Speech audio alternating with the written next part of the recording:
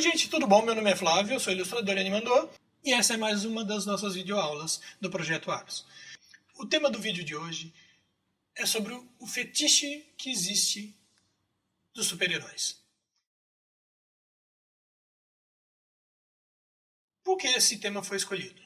Na verdade, esse tema era para ter sido feito na semana passada, mas a gente resolveu inverter. Porque agora eu vou entrar com uma fase de muito estudo e muito trabalho, então eu resolvi adiantar um vídeo que era mais trabalhoso de produzir, né, e fazer agora aquele que fosse mais fácil para produzir. Porque esse vídeo não é exatamente uma videoaula que vai trabalhar na parte técnica do desenho, mas é na parte conceitual. E por isso ele é importante. A gente escolheu o tema porque, na verdade, a gente vive numa sociedade em que existe um fetiche tremendo por super-heróis. É comum as pessoas que estão começando, para divulgar e para terem uma melhor entrada, né, uma melhor aceitação do seu trabalho, na hora de divulgar o seu desenho na internet, escolhe fazer artes do Homem-Aranha, do Homem de Ferro, do Batman, do Super-Homem, da Mulher Maravilha, né, enfim. Existe atualmente uma aceitação muito grande de super-heróis. Então as pessoas escolhem coisas, né, temas que têm uma receptividade maior. E atualmente um dos temas que mais se encontra uma receptividade são os super-heróis. E isso acontece porque desde que principalmente a Marvel começou a se transformar num estúdio de cinema e portar os seus super-heróis de quadrinhos para a tela grande, né, para o cinema, e houve toda uma montagem de marketing, de promoção, para que essas produções pudessem ser bem aceitas na sociedade. E isso foi tão bem sucedido que extrapola os limites do simplesmente você produzir esses filmes. E alguns filmes até são interessantes, mas de uma forma geral eles não são assim os tremendos filmes, nossa, maravilhosos. Eu sei que a maioria das pessoas acham eles maravilhosos, mas eles não são tão maravilhosos assim quanto as pessoas acham. Lamento informar. Não é raro que apareçam pessoas pedindo para fazer desenhos, ilustrações de super-heróis. Ah, desenha o Batman para mim, desenha o Superman, desenha o Homem-Aranha, desenha o Capitão América. Ah, por que você não faz uma história do Homem de Ferro? Por que você não ilustra o Hulk? Por que você não faz o Thor? Por que você não faz? Por que você não faz? É muito comum, né, as pessoas utilizarem temáticas populares para ter uma maior aceitação do seu trabalho, do seu desenho. Porque, na verdade, desenho não é uma coisa assim tão popular, né? As pessoas que, de repente, não são muito inteiradas no meio de desenho, de arte, mas é o Capitão América? Ah, então deixa eu ver. Ah, é o Superman? Ah, deixa eu ver. E muitas vezes esse é um recurso que ele é utilizado sem que as pessoas saibam. Isso não significa que seja ruim você utilizar temáticas populares. Muitas vezes você utiliza temáticas como ilustrar times de futebol, ou craques de futebol, ou esportistas, músicos, atores, cantores, enfim, pessoas que são conhecidas publicamente, empresários. Vou falar aqui um termo que eu não gosto muito: famosos. Tem gente que utiliza o seu trabalho para retratar essas pessoas, porque isso gera uma porta de entrada, uma aceitação maior do seu trabalho na sociedade. Porque a sociedade já aceita essas personalidades de sucesso, pessoas que já têm algum sucesso na vida, grandes pensadores, filósofos, cientistas e tudo mais. Então você fazendo artes, colocando essas pessoas, retratando essas pessoas, você tem o seu trabalho vinculado a essas pessoas. Quanto a isso, não tem problema nenhum. A questão é que a figura de cientistas, de homens públicos, pensadores, filósofos, né, grandes líderes da humanidade, religiosos, foram diminuindo consideravelmente o interesse desse tipo de personalidade para se focar muito em super-herói. E aí que está a minha análise crítica que eu quero fazer com vocês. Por que a gente escolhe fazer o Homem-Aranha ao invés do Gandhi?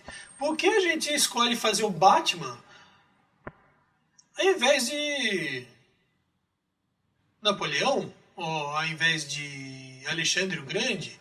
Por que a gente resolve fazer um trabalho do Homem de Ferro ao invés de fazer um trabalho de Jesus mesmo, né, ou de Buda? Então o questionamento da gente é com relação às escolhas que andam sendo feitas pelas pessoas. Né? Porque ninguém faz, por exemplo, um trabalho em que ele retrata Albert Einstein, mas faz um retrato do Homem de Ferro. Por que uma pessoa deixa de fazer um retrato de Charlie Chaplin para fazer o retrato do Super-Homem? Por que uma pessoa deixa de fazer um retrato de uma divindade egípcia ou grega para fazer exatamente o do Thor? E não do deus nórdico, mas do personagem de história em quadrinho, com aquela roupa do personagem de história em quadrinho. Então a gente precisa ter um ponto de vista um pouco mais crítico. Por que esse ponto de vista mais crítico? Porque você está replicando toda uma relação de idolatria. Ah, mas eu só quero mostrar o meu trabalho. Eu sei que você só quer mostrar o seu trabalho, mas você precisa ter consciência de que o seu trabalho ele gera replicações, ele gera consequências que vão além de você fazer um bom trabalho, que é você estimular no pensamento da massa da população, você fixar a imagem, a mensagem, a filosofia, a ideologia daquela figura que você está retratando. E quando você desenha o Hulk, você está, junto disso, reforçando uma mensagem. E você sabe qual é essa mensagem? Quando você faz uma arte do Capitão América, você sabe qual é a mensagem que está por trás da figura do Capitão América? Você não sabe. Na maioria das vezes as pessoas não sabem. E as pessoas deveriam saber. Por quê? Porque é impossível dissociar a imagem da mensagem. Eu vou utilizar uma outra figura que é de conhecimento público como exemplo. E que não tem a ver com super-heróis. Quer dizer, não diretamente. Depois a gente explica. Que é a figura de Jesus. Jesus é um líder religioso. As religiões de cunho cristãs são originárias da mensagem e da existência dessa figura desse personagem. E quando uma pessoa, de repente, resolve fazer um desenho, uma arte que coloca ali Jesus pregando, Jesus curando alguém, ressuscitando os mortos, ou sei lá, ele na cruz, você tem uma mensagem com aquilo ali. Você está reforçando no imaginário popular uma situação, um contexto, um conceito, toda uma psique, né? Quando você coloca, por exemplo, Jesus pequenininho lá na manjedoura, né? Aquele presépio bonitinho, você está, na verdade, reforçando uma imagem de simplicidade, de humildade de Jesus. Quando você coloca a figura da Santa Ceia, que aliás é chamada Santa Ceia, né? Porque seria só uma ceia, mas já foi colocado, né, o título, né, Santa Ceia, porque é um momento de confraternização de Jesus com seus apóstolos. Tem toda essa característica de confraternização e um trama por detrás dessa história, né? O trama de que existe um dos apóstolos e que será o traidor de Jesus. Então você acaba reforçando toda uma história de santidade e uma história de traição. Quando você faz uma arte que tem lá Jesus crucificado, você está reforçando no imaginário popular o sofrimento de Jesus na cruz, que está morrendo pelos nossos pecados, né? Mas a gente não tem como dissociar todas essas passagens da mensagem de Jesus e da forma como as religiões elas se utilizam da imagem da mensagem para agregar seus fiéis, para conseguir ensinar ou orientar os seus fiéis. Uma pessoa muito espertamente ou muito cinicamente pode perguntar, mas o que esse negócio de religião tem a ver com super-herói? Super-herói é super-herói, é só uma diversão, um entretenimento. A questão é que nunca é só entretenimento, nunca é só diversão. Qualquer pessoa que tenha pesquisado um pouquinho sobre super-heróis sabe que muitos deles foram criados como personagem de propaganda de guerra. O Capitão América é um exemplo disso. Aliás, por isso que ele se chama Capitão América. Ele foi criado para combater o mal do nazismo na Segunda Guerra. Na verdade, foi uma propaganda da Guerra Fria, que muitos super-heróis foram utilizados como propaganda. Então eles têm um fundo ideológico. A própria figura do super-homem, se você analisar, e inclusive existem muitos vídeos no YouTube, muitos textos que você acha na internet, e até livros que foram publicados, por exemplo, que traçam um paralelo muito claro da figura do super-homem com Jesus Cristo. O super-homem é uma espécie de uma atualização da figura de Jesus Cristo, só que é o Jesus Cristo norte-americano, que defende o modo de vida norte-americano, todas as benfeitorias da civilização dos Estados Unidos da América. Aliás, você pega Capitão América, você pega Homem de Ferro, cara, todos eles têm esse mesmo enfoque, uma forma de você encher a bola para o modo de vida norte-americano, para o capitalismo,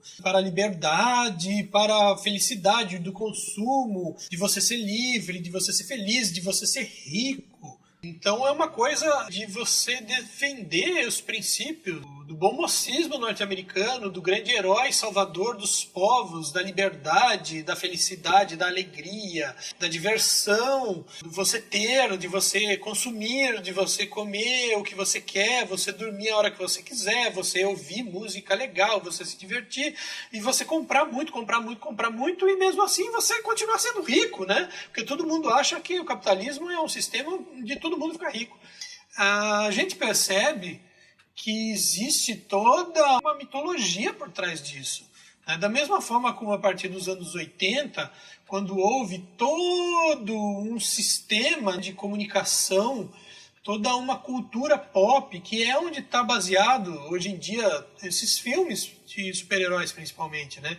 Isso começou nos anos 80, a partir de filmes como Guerra das Estrelas, que aliás é do final dos anos 70, né? Depois Indiana Jones, ET e vários outros filmes assim que compõem todo um imaginário de aventura, de liberdade, de prosperidade, de diversão, sabe? De volta para o futuro. Aí você tem o ET, você tem, cara, coisas, né, coisas que animaram a infância e adolescente de muita gente. E muita gente que veio depois, nossa, ainda tem essa...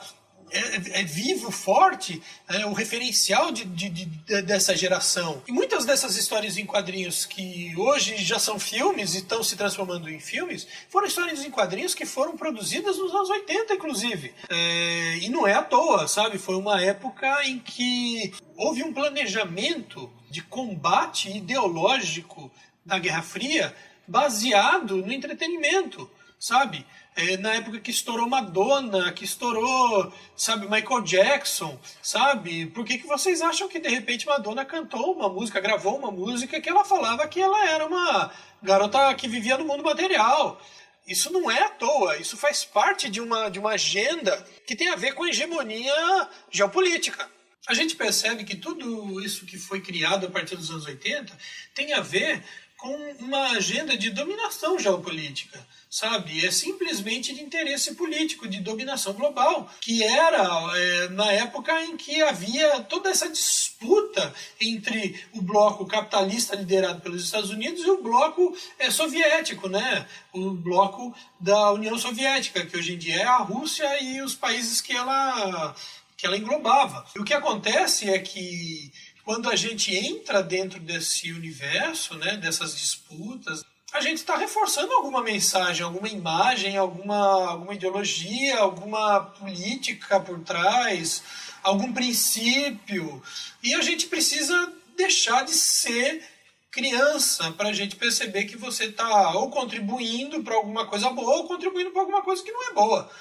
Da mesma forma como você vai fazer um desenho, uma ilustração de Jesus, e por trás disso existe um interesse de evangelização ou mesmo de dominação, e que é necessário que você tenha consciência do que está por trás disso. Quando Michelangelo desenhou o teto da Capela Sistina, não foi simplesmente um Papa Júlio chegou para ele e falou assim: ah, não, a gente fez uma capela ali, e cara, essa capela tá meio caidinha, ela é meio quadradinha, ela é meio feinha, e a gente queria deixar ela bonitinha, para o pessoal chegar lá e querer ficar na capela rezando. Quando o Papa Júlio contratou os serviços de Michelangelo para ir pintar o teto da Capela Sistina, e tinha por trás todo um projeto de poder. Tinha um projeto de poder. Da mesma forma como esses super-heróis, por trás deles, das figuras deles, do conceito deles, tem por trás uma ideologia, um projeto de poder, um modelo de mundo, um modelo de sociedade, um modelo de relação de poder, de economia. O mínimo que a gente deve fazer antes de falar assim: ah, vou desenhar o Homem-Aranha, é pensar, quando eu desenho o Homem-Aranha, o que eu estou vendendo junto com a imagem do Homem-Aranha? Porque se for para você simplesmente mostrar que você faz bem um desenho, você não precisa fazer o Homem-Aranha, você não precisa fazer o Super-Homem. A gente precisa apenas ter consciência de que existem inúmeros estilos de vida que as pessoas podem escolher para viver. Existem inúmeros valores que elas podem escolher para ter, para viver as suas vidas, inúmeros sistemas econômicos, sociais, inúmeras formas de você se relacionar com o mundo, com a família, com os amigos, com o trabalho. Existem formas de trabalho, existem formas de produção, existem formas de aprendizado. Seria muito mais legítimo para cada um de nós se a gente soubesse, conhecesse esses modelos, essas formas, e a gente escolhesse aquilo que a gente quer, e não uma coisa que, de repente, a gente está vivendo porque o mundo está levando a gente desse jeito e a gente nem sabe o que está fazendo, nem por que está fazendo. E uma das coisas, com relação à parte de você ficar desenhando os super-heróis, que me incomoda, é justamente que você está replicando um estilo de vida. Independente de ser uma coisa capitalista, porque é lógico que é uma coisa capitalista. Se você pega todos esses super-heróis, eu não vejo ninguém falar de um super-herói chinês ou de um super-herói russo, né, da época da União Soviética, por exemplo. Então você tem sim um alinhamento que é ideológico, que é econômico, que é social. Mas além disso, porque isso é uma coisa que muitas vezes escapa à nossa capacidade de percepção. Eu não vou pedir para agora vocês fazerem, então vamos fazer um super-herói, um super sem terra. Cara, desculpa, vocês já vão perceber o porquê eu acho que isso é absurdo. Vocês devem estar percebendo que nesse vídeo eu estou colocando muitas imagens de heróis e super-heróis e tal, né? Como geralmente eu costumo ilustrar os vídeos com imagens, mas nesse caso elas não são exatamente de formas de ensinar desenho, mas é muito ligado aos super-heróis, tanto do cinema quanto nas histórias em quadrinhos e artes que são feitas por aí. Mas você consegue perceber, por exemplo, que esses super-heróis, eles têm nas suas imagens, nas suas posturas, na roupa e na composição das cenas, você tem geralmente um elemento que ele é presente em todas essas imagens, que são elementos com relação ao poder, com relação à violência, com relação a uma questão de luta belicosa. Tem toda uma relação, tem todo um paradigma de disputa de poder, você enxergar o mundo, sabe? Se você pega vídeos, os filmes, sabe? Teve uma primeira vez que eu assisti o filme lá dos Vingadores, a Guerra Civil, eu comecei a ficar com vergonha, cara, do diálogo, porque o diálogo é ridículo. Cara, assim, o pessoal lá quebrando pau e eles falando frases de efeito, como se na hora que você tá no meio da ação, você começa a falar assim, sabe? Eu mato rebeldes como quem toma café da manhã, sabe? E, tudo bem, não tinha esse tipo de frase, mas o peso da frase é tão ridícula quanto essa. E, cara, quando você vai lá e faz um desenho, vou desenhar os Vingadores. Você está tendo uma aceitação maior porque um monte de gente assistiu o filme dos Vingadores, mas você está reforçando na cabeça dessas pessoas, quando elas veem o seu desenho, aquela imagem, aquele negócio que é ridículo, sabe? Aí você começa a ver uma sociedade completamente violenta, uma sociedade que ela menospreza a sensibilidade das pessoas, sabe? Não, porque quem é ruim tem que morrer, que bandido tem que morrer, que todo mundo tem que morrer, que tem que morrer, que tem que morrer, que tem que matar, que tem que matar. Por que isso? Porque, na verdade, a gente compra a ideia de que morrer tá tudo bem, de que matar tá tudo bem. O que me preocupa, de maneira bastante objetiva, é perceber que toda essa narrativa, toda essa construção, ela trata a violência como parte de uma diversão, e isso torna as pessoas menos humanas, menos suscetíveis à dor alheia, menos empáticas. E as pessoas, elas veem alguém, morreu, dane-se, antes ele do que eu, né?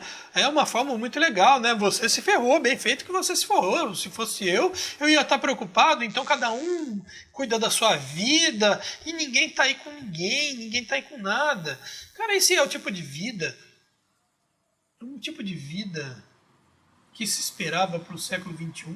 Eu fico aqui me imaginando, quando eu era criança, a gente pensava que no século XXI nós viveríamos numa sociedade perfeita, uma sociedade sem explorados, sem exploradores, sem sofrimento, sem fome, sem miséria, onde todos teriam condições de viver numa vida digna, né? Onde não haveriam mendigos, onde não haveria destruição, onde as guerras elas seriam já apenas uma pálida lembrança de uma humanidade infantil. E a gente está vendo isso borbulhando no século XXI. Não estou nem falando daquelas ideias até bobinhas do carro que voa, né? Ou daquelas cidades flutuantes. Até que seria legal se tivesse, mas não tem. Mas o problema não é não ter isso. O problema é você continuar vivendo nos fantasmas do século XXI. Isso tudo já era para ter sido superado, sabe? Já não era para existir mais grande capital, já não era mais para existir o radicalismo, já não era mais para existir essa visão de destruição, de violência, de morte, sabe? Cara, a gente está retrocedendo muito. A gente tem uma realidade que ela é bem tenebrosa para quem pensava no século XXI como sendo a expressão máxima do futuro, do máximo que a humanidade poderia ter chegado. E a gente vê brigas, a gente vê guerras, a gente vê conflitos internos, luta de poder. Tudo isso é ridículo. Eu tenho um ponto de vista muito crítico quando eu faço super-heróis, ou se for preciso fazer super-heróis ou cultuar super-heróis, é porque se você pegar todos esses super-heróis, todos eles estão envolvidos até a tampa com conflitos de poder, conflitos de hegemonia, de domínio, sabe, de dominado, dominador. E, cara, eu não quero isso para minha vida, eu não quero isso para o mundo. Cara, eu quero um mundo onde haja exatamente liberdade, fraternidade, onde exista a igualdade entre todos, onde exista o respeito, onde as pessoas tenham realmente oportunidades iguais. Vocês não estão entendendo que isso faz parte de um paradigma na qual está inserido esse fetiche do super-herói? Porque o super-herói, ele mata os inimigos, ele combate os inimigos, ou seja, ele faz sofrer.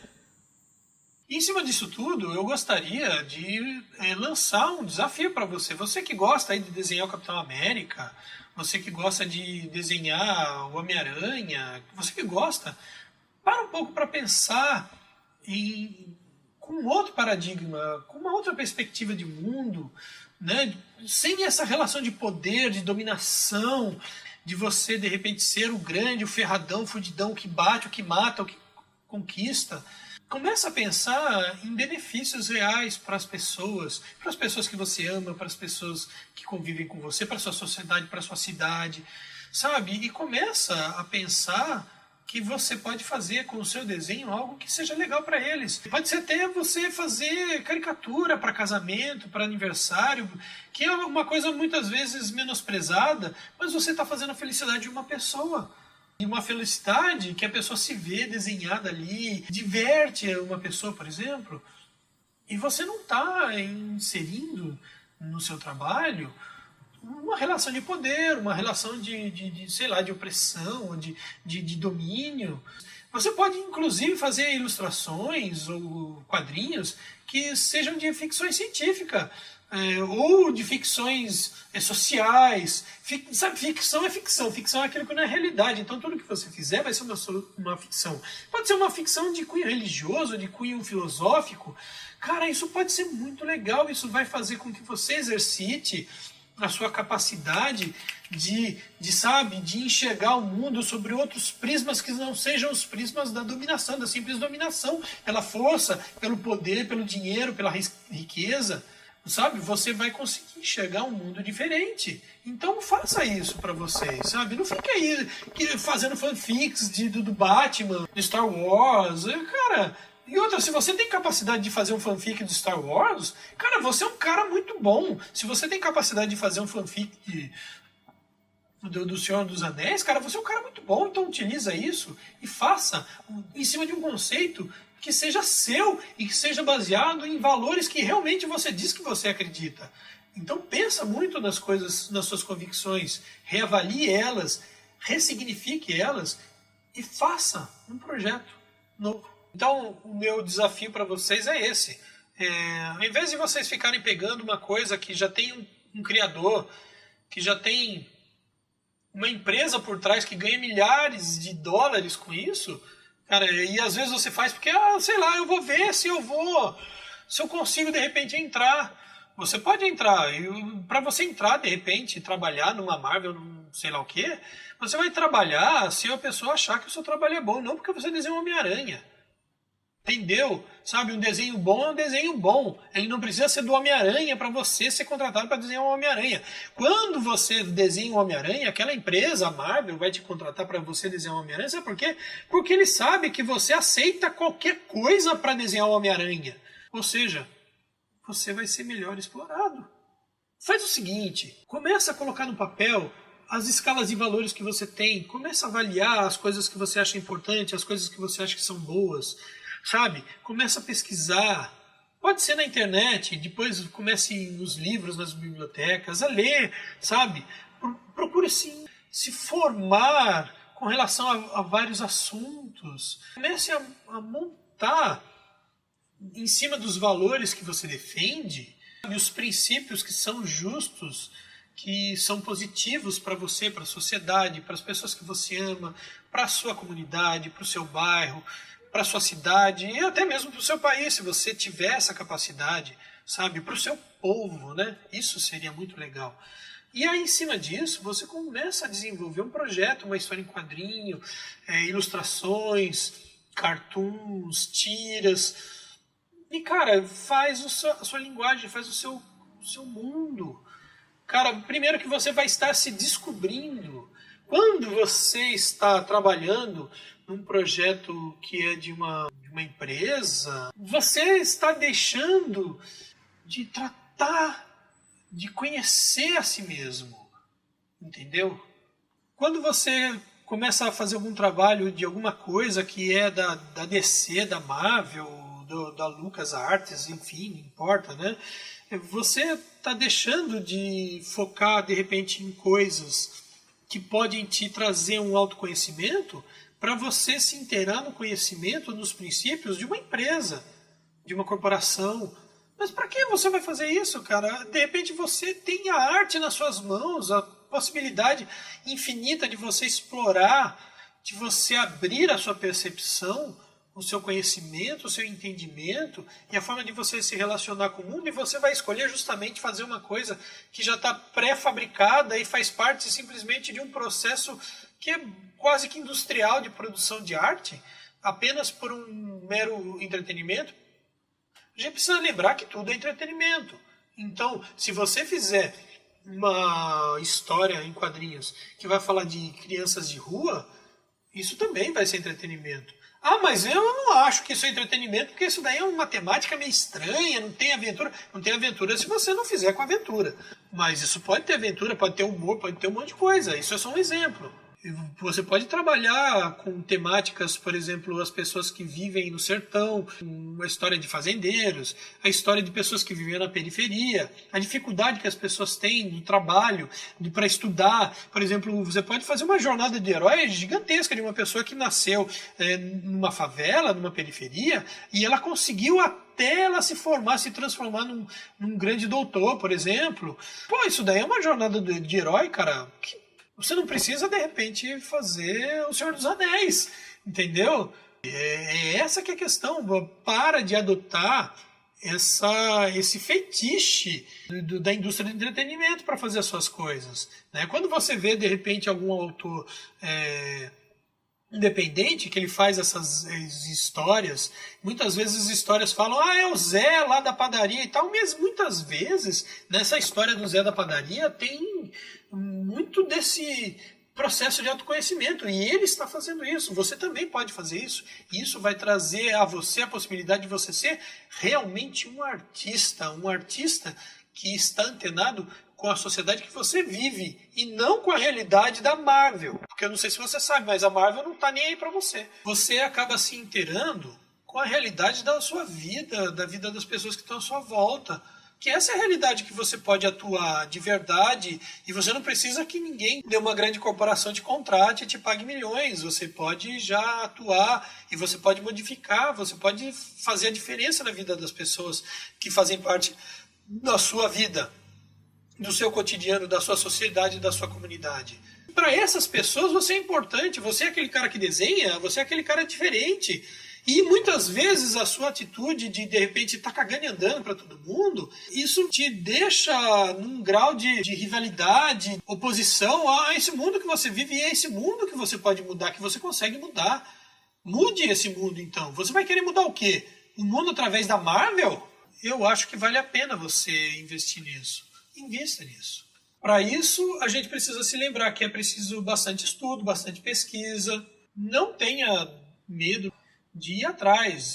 Quando eu comecei há 20 anos atrás a fazer um projeto próprio de quadrinhos e animação infantis, eu comecei a pensar em fazer de uma forma que ele pudesse ser utilizado como material didático ou como suporte didático. Eu ainda não conhecia, por exemplo, muita coisa de quadrinho, de produção de quadrinho, de animação, de roteirização, de produção. Eu estou me colocando como exemplo. Dentre essas idas e vindas de trabalhos, de ilustrações e tal, eu fui estudar. Eu fiz curso de animação, né? Eu fui aprender a fazer roteiro, fui aprender a fazer produção, fui aprender a saber como é que se dá todo o processo, né? Eu fui me inteirar um pouco mais no meio de quadrinhos. E agora eu estou estudando pedagogia. E não estou estudando simplesmente porque eu quero ser professor, mas é porque eu tenho um projeto que é um projeto de vida, sabe? Que é de utilizar todas as coisas que eu já estudei, que eu já aprendi, para fazer algo de bom. Não é para mim, é para as outras pessoas, porque eu acho que é para isso que a gente está aqui. É para a gente ter um legado que seja positivo, que seja construtivo. E eu acho que você também pode fazer. Você não precisa ter o mesmo projeto que eu, mas você pode ter o seu projeto. E tem muita gente que tem seus projetos. Pessoas que muitas vezes você vê aí na internet e fala assim, nossa, que ridículo, o cara está fazendo ali o desenhinho. Do menino que é não sei o quê, do cachorrinho. Mas, cara, o cara tá vivendo o sonho. Ele tá vivendo o sonho dele. Você, quando você tá fazendo o desenho do Homem de Ferro, você tá vivendo o sonho do outro. Então, eu acho que aquela pessoa que está vivendo o sonho dela tem mais valor do que você. Desculpa revelar isso para você. Bom, gente, eu espero não ter destruído muitos sonhos de vocês, ou pelo menos que somente os sonhos que estejam fazendo você patinar no mundo. Eu espero que você possa reavaliar muitas coisas, muitos dos seus valores. É uma coisa que eu gostaria muito que vocês pensassem, tá? a respeito de tudo isso. Não quer dizer que, de repente, fazer história em quadrinhos de super-heróis seja completamente ruim.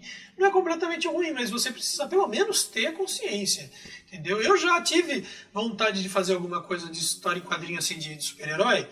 Eu já tive na verdade como roteirista, né? Eu tenho duas ideias assim que são bastante críticas. Eu já contei para algumas pessoas, né? Assim que eu toparia de repente escrever histórias que fossem relativos à origem do Batman e do Super-Homem, mas é com um ponto de vista muito crítico. Não tem nada a ver com esse negócio de matar bandido e bababá, bababá, porque, cara, se você parar pra ver, esses super-heróis mesmo tem alguns, eles não são reconhecidos pelo poder público e tal, mas todos eles têm uma característica basicamente palaciana, eles são paladinos, todos eles são heróis paladinos. Eles têm máscara para não mostrar lá, porque eles são, na verdade, pessoas muito humildes, né? Pessoas que que seguem seus princípios éticos ao máximo, e eles não querem ser revelados, sabe? Porque eles sabem que a sua vida pessoal, sabe? Eles não querem tirar proveito, eles são íntegros ao máximo, e assim, todos eles têm os seus vilões, porque um super-herói precisa ter um super-vilão. Aí logo aí você percebe que existe toda uma relação de dialética. Ou seja, se para você ter um super-herói você ter um super-vilão, então você tem uma super-bosta. Porque eu prefiro um mundo em que não tenha super-heróis e não tenha super-vilões. Entendeu? Porque é um mundo onde as pessoas são normais. Mas se você precisa ter um super-vilão para ter um super-herói, então tudo isso já cagou de vez. Tudo isso já foi por água abaixo, pronto, né? Assim eu não falo palavrão. Aí você percebe assim, que o super-herói é um cara que ele prende assaltante de banco, você prende um cara que é um terrorista, um cara que ele quer destruir a humanidade. Por que ele quer destruir a humanidade? Ninguém sabe por que ele quer destruir a humanidade. Cara, quando você vê muitos desses super-heróis, eles são ridiculamente ridículos. Eles são doentes mentais que estão querendo prender outros doentes mentais. Na verdade, são, sabe, essa relação de super-herói e super-vilão.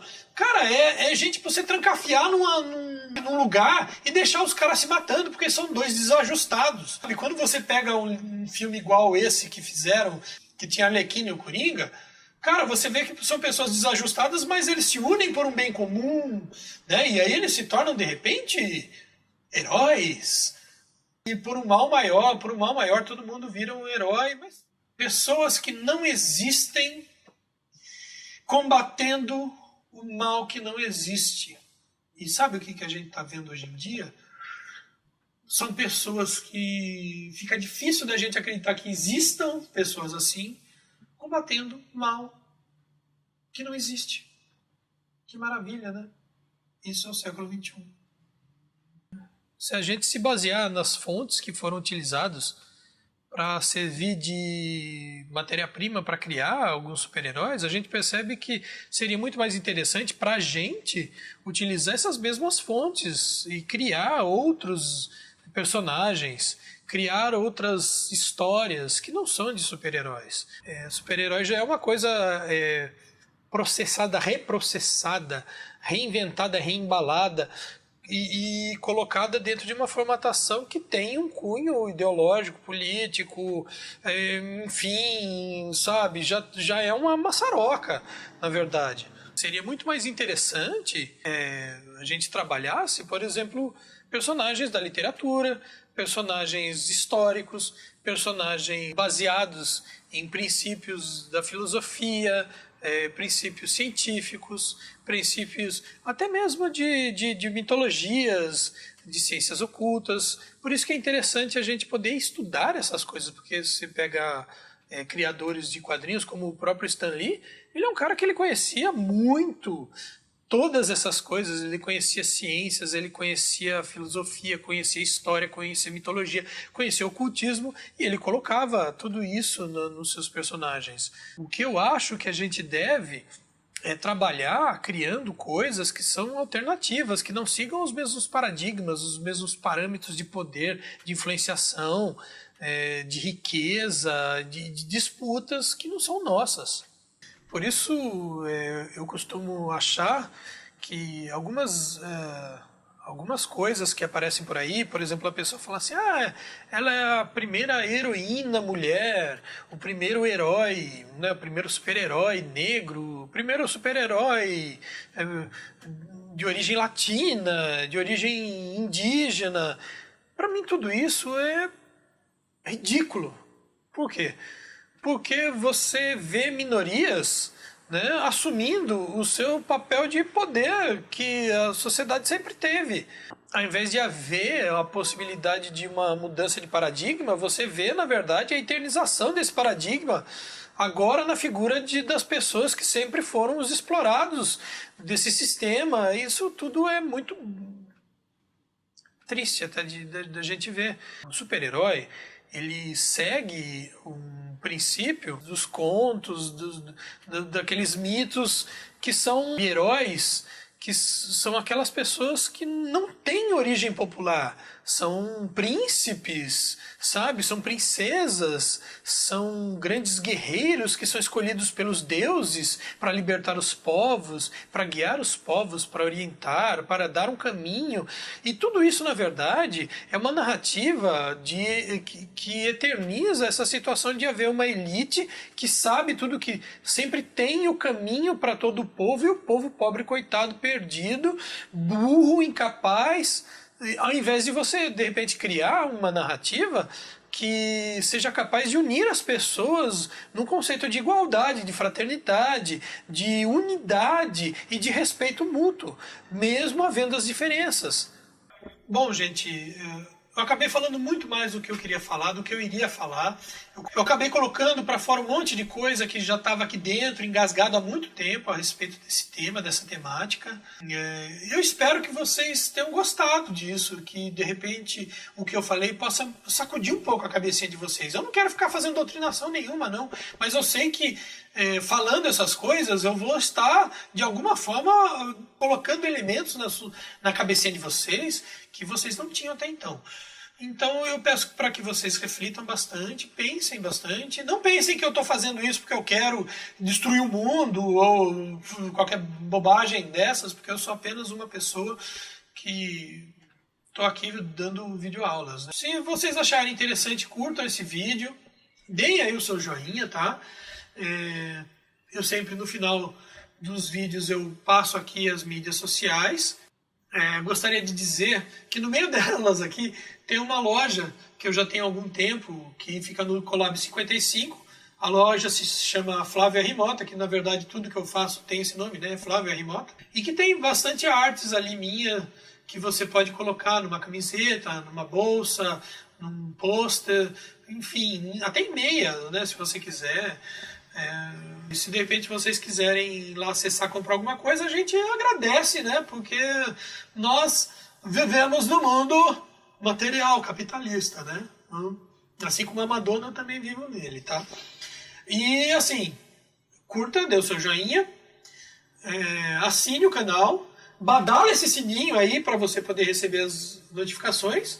E pode ser que agora eu demore para fazer o próximo vídeo, porque eu acho que eu vou entrar numa fase aí de muita coisa para estudar e de muita coisa para fazer. Mas assim que eu puder, eu já faço o meu próximo vídeo para vocês. E eu espero não ser tão radical no próximo vídeo, tá? Até mais!